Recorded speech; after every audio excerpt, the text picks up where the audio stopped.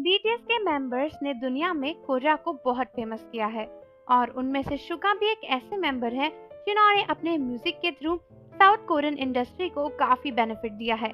लेकिन दोस्तों, क्या आप जानते हो, रिसेंटली हमारे शुगा के साथ सबसे बड़ा धोखा किया गया है और ये बात सभी आर्मीज को बहुत ही ज्यादा गुस्सा दिला रही है। इनफैक्ट इस न्यूज को सुनकर तो मेरा भी खून खौल रहा है। आखिर कोई ऐसा कैसे कर सकता है? आंखों के सामने सामने शुगा के साथ धोखा हुआ है और शुगा की इतनी बेइज्जती करी गई कि मैं आपको क्या ही बताऊं। और आपको ये न्यूज जानने के बाद डेफिनेटली मेरी तरह ही बहुत गुस्सा आने वाला है। लेकिन अपना गुस्सा कंट्रोल करके रखो और पहले पूरी कहानी सुन लो। तो आप सभी को पता ही होगा, मैंने आपको बताया था कि जो न्यूज वाले थे JTBC, जिन्होंने शुगा की फेक न्यूज वाली रील अपलोड करी थी, फेक सीसीटीवी फुटेज वायरल करी थी, जब शुगा का केस चल रहा था ना, तब उनके ऊपर भी केस किया गया था और पुलिस ने क्लियरली ये बोला था कि JTBC जिन्होंने शुगा की फेक सीसीटीवी फुटेज वायरल करी है, उनके ऊपर भारी फाइन और पेनल्टी लगाए जाएंगे।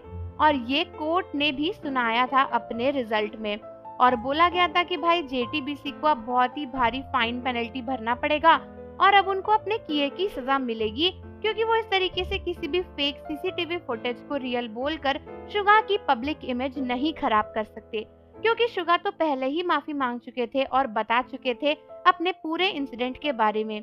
लेकिन JTBC की फेक सीसीटीवी फुटेज की वजह से शुगा का केस इतना ज्यादा खिंच गया और शुगा को इतनी प्रॉब्लम्स भी झेलनी पड़ी। हालांकि दोस्तों, अब सभी आर्मीज को पता चला है कि JTBC के ऊपर कोई भी फाइन और पेनल्टी नहीं लगाया गया है। रिसेंटली कोर्ट ने बताया है कि उन्होंने न्यूज रूम यानी JTBC को फाइन नहीं किया, क्योंकि JTBC ने एक फॉर्मल माफी लिखकर उन्हें भेजी थी। साथ ही साथ उनका ये भी कहना है कि ये तो बिल्कुल गलत बात है कि JTBC ने एक गलत वीडियो अपलोड करी, लेकिन क्योंकि उन्होंने माफी मांग ली है तो उन्हें कम से कम सजा दी जाएगी। ऐसा नहीं लगता आपको कि ये लाइन किसी और पे भी इम्प्लीमेंट होनी चाहिए थी, जिसने अपनी गलती के तुरंत बाद ही एक पब्लिक अपॉलॉजी लेटर इशू कर दिया था? यस, डेफिनेटली हमारे शुगा ने गलती करने के तुरंत बाद पब्लिकली सबसे माफी मांगी थी और कोर्ट में जाकर, पुलिस स्टेशन में जाकर भी माफी मांगी थी। उसके बाद भी शुगा के ऊपर लाखों की पेनल्टी लगाई गई, 50 आर्टिकल रिलीज करे गए और शुगा की इतनी इंसल्ट करी गई।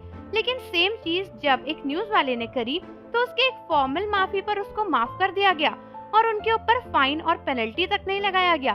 जबकि न्यूज वालों का तो काम है सच्चाई दिखाना और वो क्लियरली झूठ दिखा रहे थे। और दोस्तों, इतना बड़ा धोखा हमारे BTS के मेंबर के साथ करना बहुत ही शर्मनाक बात है। BTS वो मेंबर्स हैं जिन्होंने साउथ कोरिया को इतने बड़े मुकाम पर पहुंचाया है, लेकिन साउथ कोरियन गवर्नमेंट शुगा के साथ ही इतना बड़ा धोखा कैसे कर सकती है?